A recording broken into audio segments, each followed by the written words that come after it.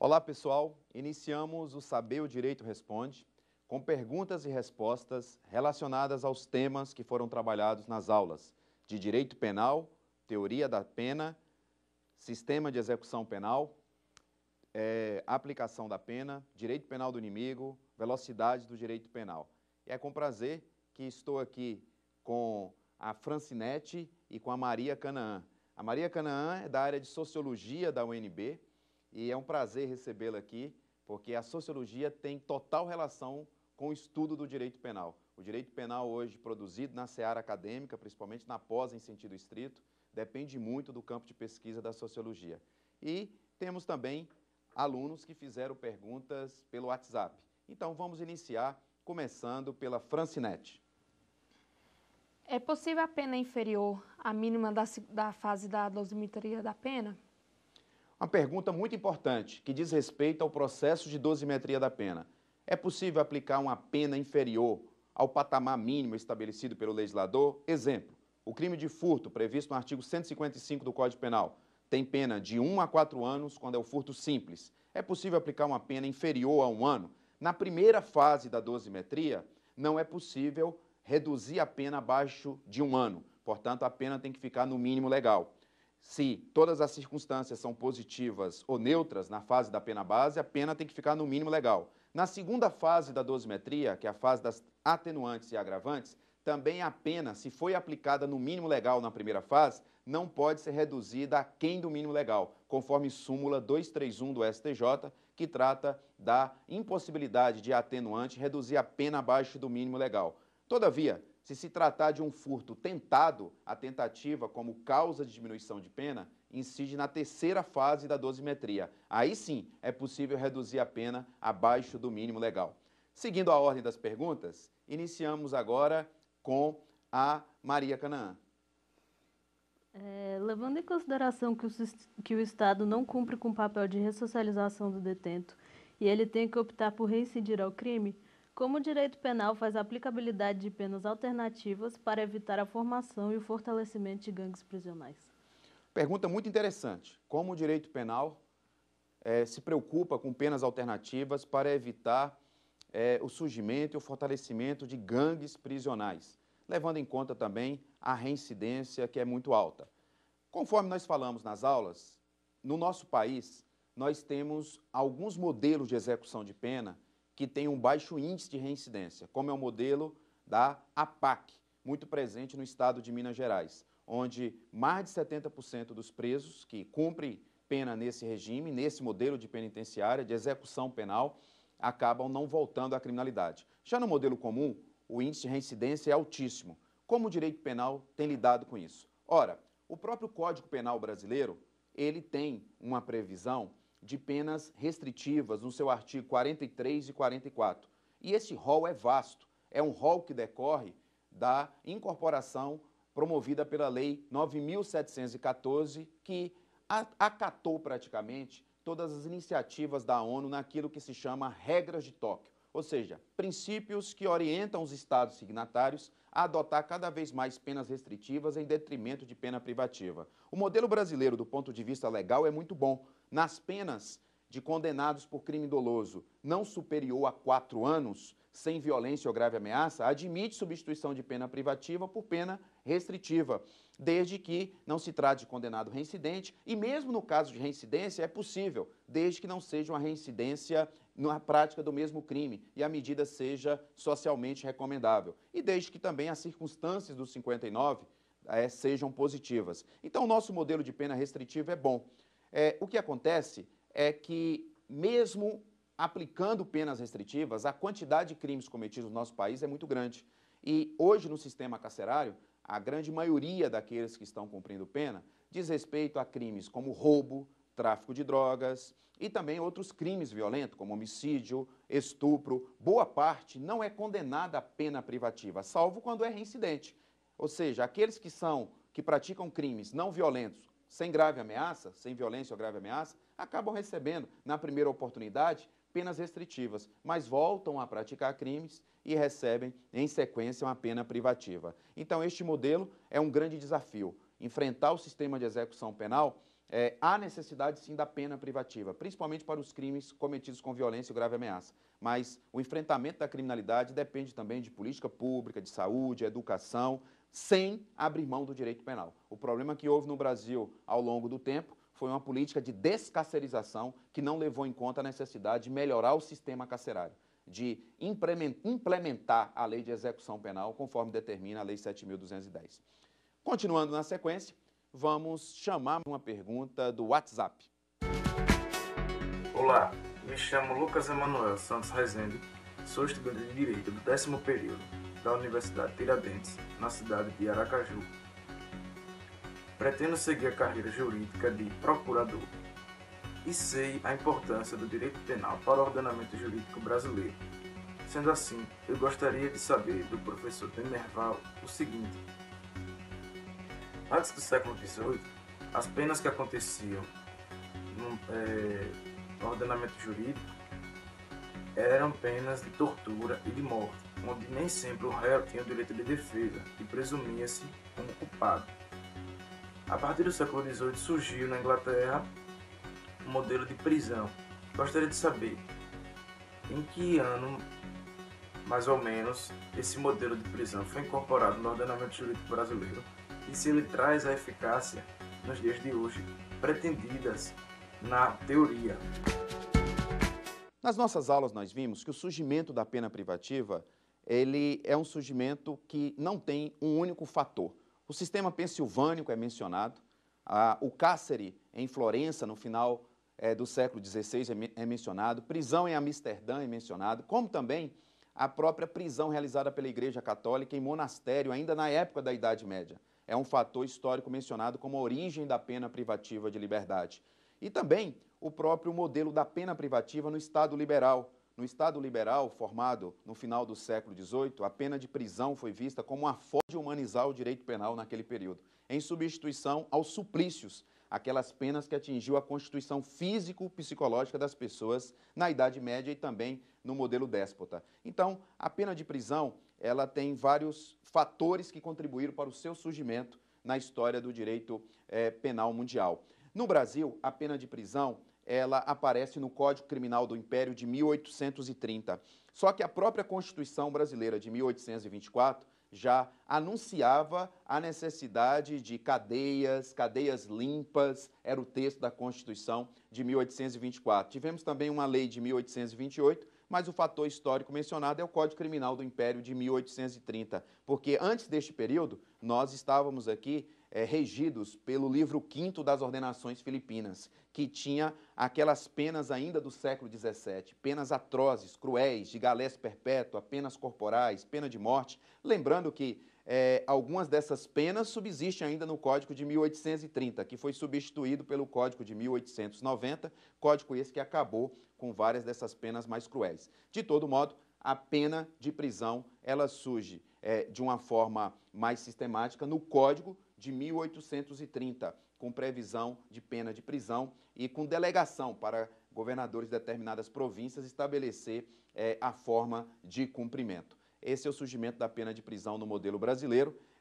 Lembrando que hoje nós temos 3 tipos de pena no nosso modelo: pena de prisão, pena de multa e penas restritivas de direito. As penas restritivas têm várias espécies, mas só essas 3 espécies de pena podem figurar hoje como preceito secundário de um tipo incriminador.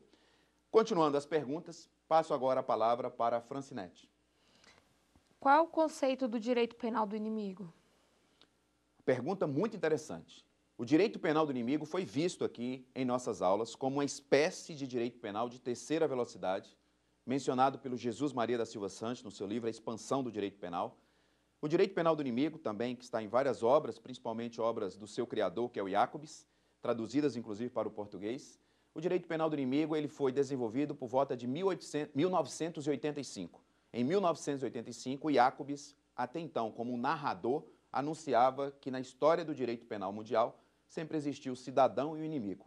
O Jacobs trabalhou com ideias de Hobbes e Kant. Dizia ele que ele não estava trabalhando com a premissa do Rousseau, para quem todo aquele que descumprisse o contrato social seria o inimigo. O Jacobs não, ele tentou separar, dizer, olha, existe o cidadão e existe o inimigo. O inimigo é quem não oferece expectativa cognitiva positiva sobre o seu comportamento no meio social. Do inimigo você não sabe o que vem. E para o inimigo nós antecipamos a punição, sem devido processo legal, sem contraditório, sem ampla defesa. Porque o inimigo é chamado de um não-pessoa, de um indivíduo. Para ele não podemos preocupar com direitos fundamentais. O direito fundamental é para o cidadão e não para o inimigo. O Jacobs deixa de ser um narrador e passa a ser um defensor do direito penal do inimigo, principalmente a partir dos anos 2000.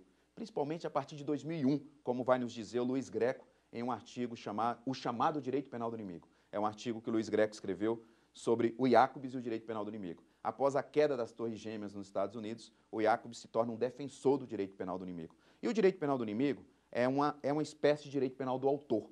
Ele permite a antecipação de responsabilidade penal sem devido processo legal, sem contraditório, sem ampla defesa. O Jacobs catalogou algumas espécies de inimigo: criminosos sexuais, tráfico de drogas, organização criminosa, terrorismo.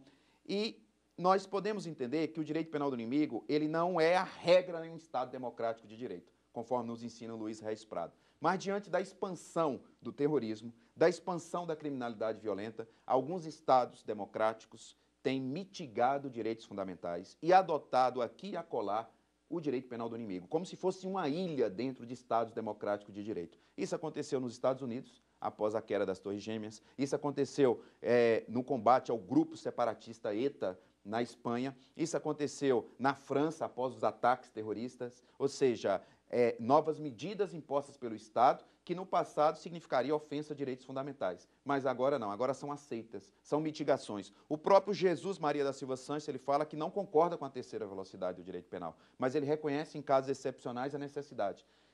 No Brasil, nós não temos direito penal do inimigo. Alguns autores entendem que sim, com regime disciplinar diferenciado, com sistema de execução penal caótico, mas essas são ideias que fogem da premissa do seu autor. O direito penal do inimigo significa antecipar uma pena sem devido processo legal por parte do próprio Estado. No Brasil, isso não é possível. Hoje, no cenário constitucional e legal, não é possível. Agora, no futuro, vai existir ou não? O Congresso vai aprovar ou não medidas como essa? Não temos resposta, porque não sabemos o que vai acontecer lá na frente. Muito boa pergunta. Vamos novamente ouvir uma pergunta feita pelo WhatsApp. O excesso ou desvio da execução podem ser suscitados pelo Ministério Público, Conselho Penitenciário, sentenciado ou pelos demais órgãos de execução?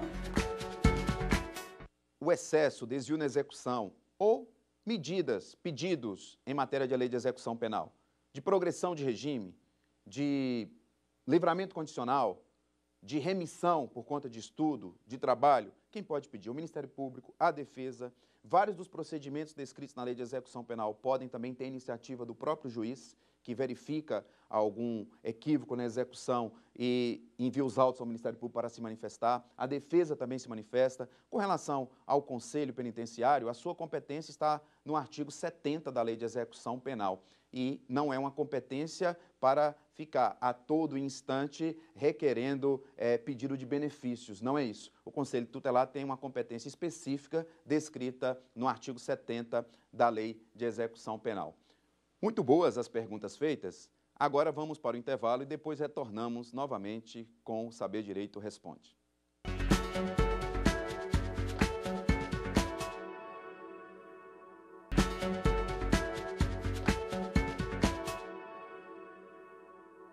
Retornamos ao Saber Direito Responde e eu passo a palavra a Maria Canaã, que é estudante de Sociologia da UNB e vai fazer uma pergunta sobre penas, execução penal e política criminal.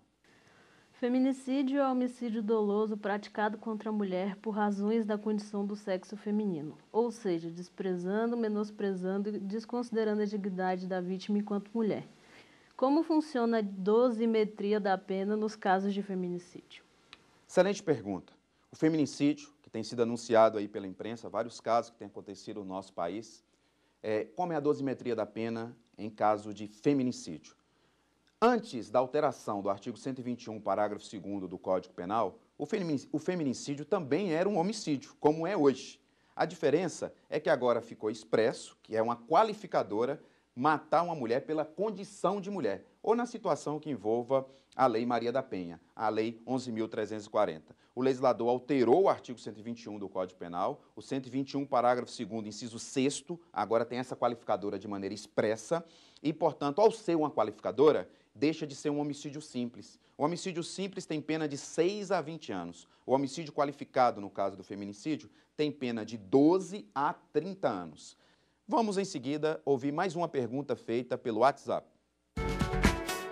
Professor, em se tratando das velocidades no direito penal brasileiro, gostaria de saber quais são as velocidades e quais delas devemos considerar, visto que a quarta velocidade, que é a mais recente, gera grande polêmica entre doutrinadores, onde alguns dizem que ela é considerada e outros dizem que não, que vai até a terceira velocidade. Então, gostaria de saber o seguinte, afinal, a quarta velocidade ela deve ser utilizada ou não? Excelente pergunta feita pelo Lucas Emanuel, que foi abordada em nossas aulas, que diz respeito às velocidades do direito penal, trabalhadas no livro A Expansão do Direito Penal, pelo Jesus Maria da Silva Sanches. Naquela oportunidade, nós vimos que a primeira velocidade é a da pena privativa de liberdade, que não mitiga garantias e princípios, consolidada ali no finalzinho do século XVIII, com a formação do Estado liberal. A segunda velocidade do direito penal é a velocidade das penas restritivas, com o crescimento da tipificação de crimes que ofendem bens jurídicos coletivos supraindividuais. Ou seja, numa época de tutela penal do meio ambiente, da ordem econômica, as penas restritivas crescem. E crescem mitigando garantias e relativizando princípios segundo a classificação do Jesus Maria da Silva Sanches. Na segunda velocidade, penas restritivas, na tutela de bens jurídicos supraindividuais, mitigando garantias e princípios. E a terceira velocidade é um retorno à pena privativa. A pena privativa hoje, na expansão do direito penal, ela volta a ser uma sanção principal, num crescimento do direito penal, na tutela de bens jurídicos individuais e coletivos, sendo que um dos exemplos de terceira velocidade é justamente o direito penal do inimigo. Ele não é toda a terceira velocidade, mas é um dos exemplos. Essa é a classificação do Jesus Maria da Silva Sanches. Ele diz que a terceira velocidade da pena privativa tem sido aplicada essa pena com mitigação de garantias e princípios. Nós até fizemos uma abordagem crítica sobre esse assunto no momento das nossas aulas. Agora a pergunta do Lucas vai mais além. Existe uma quarta velocidade? Não existe na obra do Jesus Maria da Silva Sanches. Outros autores começaram a trabalhar a ideia de quarta velocidade do direito penal com a atuação do Tribunal Penal Internacional. Então, os julgamentos realizados pelo TPI, Tribunal Penal Internacional, com sede em Haia, são julgamentos onde nós encontramos ali a quarta velocidade para certos autores, com a aplicação de institutos do direito penal, não da forma construída pela dogmática, com mitigação, como, por exemplo, a aplicação da quarta faceta da teoria do domínio do fato, que é o domínio no aparato organizado de poder, que tem previsão no artigo 25 do Estatuto do Tribunal Penal Internacional. Então, a quarta velocidade é um acréscimo que vem depois, não faz parte da obra original do Jesus Maria da Silva Sanches. Eu, particularmente, tenho uma crítica a isso, a essas classificações que surgem depois, que não partem da premissa original como se fosse um adendo, como se fosse um remendo. O ideal é que tais classificações tenham a sua autonomia, mas não venham incorporar na classificação feita pelo outro autor ideias como de quarta velocidade, quinta velocidade, sexta velocidade. Daqui a pouco nós vamos ter todas essas construções que muitas vezes só servem para cair em concursos públicos, mas que não trazem um conteúdo sério, um conteúdo crítico que possa incorporar melhores ideias à construção de um direito penal mais democrático no Estado democrático de direito. Muito bem, voltando aqui às perguntas que estão sendo feitas aqui no estúdio, passo a palavra novamente à Francinete. A reincidência influencia a determinação do regime inicial? A reincidência influencia no regime inicial de cumprimento de pena? Segundo o artigo 33 do nosso Código Penal, alíneas A, B e C, o regime inicial deve ser cumprido da seguinte forma. Devemos analisar reclusão e detenção, quantidade de pena, reincidência e artigo 59, conforme súmulas 718 do Supremo Tribunal Federal, 719 do Supremo Tribunal Federal e 269 do STJ. Então, condenado à reclusão com pena superior a 8 anos, inicia no regime fechado. Condenado à reclusão com pena superior a 4, que não excede a 8, inicia no semiaberto. Fechado, cumpre-se em penitenciária. Semiaberto, cumpre-se em colônia agrícola, estabelecimento industrial ou similar. Acima de 4, não superior a 8, semiaberto. Se for reincidente, fechado. Se não for reincidente, acima de 4, não superior a 8. Se não for reincidente, mas tiver o 59 negativo. Isso pode acontecer em um crime de roubo, por exemplo.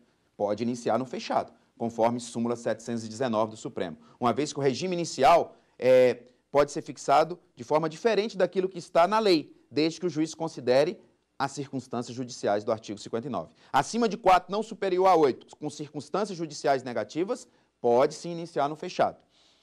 Até 4 anos, regime aberto. Aberto cumpre onde? Em casa de albergado. Onde não tem casa de albergado? Jurisprudência do STJ e do Supremo. Regime domiciliar. Mais de 15 unidades da nossa federação não tem mais casa de albergado. Então, o regime aberto tem sido cumprido em regime domiciliar. Pois bem, a reincidência, em caso de condenado a até 4 anos, a reincidência vai ser analisada em conjunto com o artigo 59. Se o sujeito for reincidente e for condenado a 3 anos por reclusão, e o artigo 59, circunstâncias judiciais, indicar que ele tem circunstâncias negativas, então ele inicia no regime fechado. Se as circunstâncias dele são neutras, não tem prova nos autos, ou se são positivas, então ele inicia no semiaberto, conforme súmula 269 do STJ.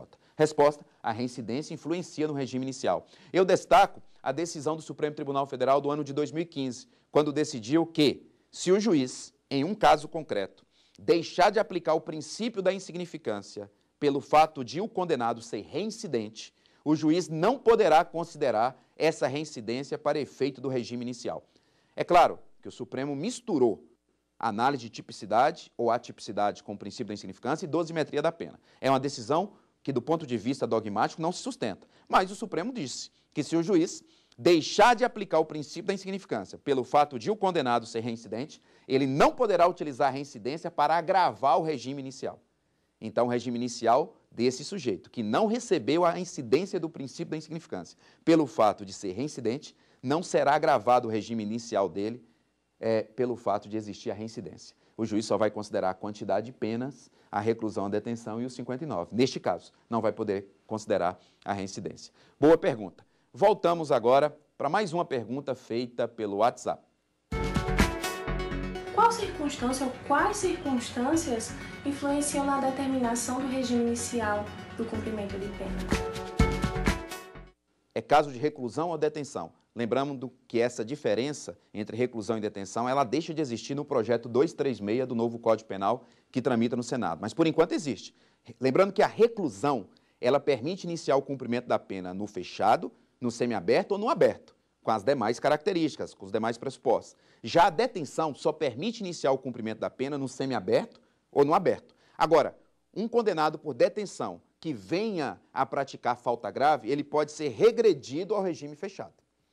Reclusão e detenção, quantidade de pena, reincidência e 59. São as circunstâncias que influenciam na fixação do regime inicial. Continuando as perguntas, passo novamente a palavra para Maria Canaã. Muitas pessoas têm sido presas com uma pequena quantidade de drogas, baseadas apenas no relato do policial e sem contar com o advogado no momento da prisão. Situação bastante desfavorável ao acusado. Jovens de baixa escolaridade socialmente vulneráveis são os mais aprisionados dessa forma. Qual o peso da lei antidrogas para a distribuição de penas?